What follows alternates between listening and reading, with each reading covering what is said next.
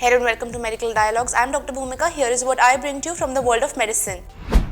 Study reveals fatty muscle increases heart disease risk. People with pockets of fat hidden inside their muscles are at a higher risk of dying or being hospitalized from a heart attack or heart failure, regardless of their body mass index, according to research published in the European Heart Journal. The new findings adds evidence that existing measures such as body mass index or waist circumference are not adequate to evaluate the risk of heart disease accurately for all people. The new research included 669 people who were being evaluated at the Brigham and Women's Hospital for chest pain and or shortness of breath and found to have no evidence of obstructive coronary artery disease.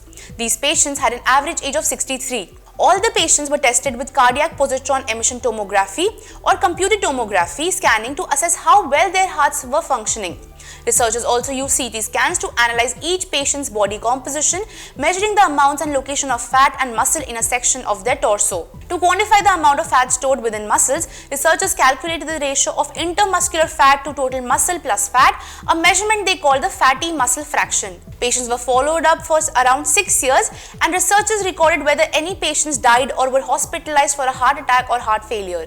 Researchers found that people with higher amounts of fat stored in their muscles were more likely to have damage to the tiny blood vessels that serve the heart, and they were more likely to go on to die or be hospitalized for heart disease. For every 1% increase in fatty muscle fraction, there was a 2% increase in the risk of coronary microvascular dysfunction and a 7% increased risk of future serious heart disease, regardless of other known risk factors and body mass index. People who had high levels of intermuscular fat and evidence of coronary microvascular dysfunction were at an especially high risk of death, heart attack or heart failure.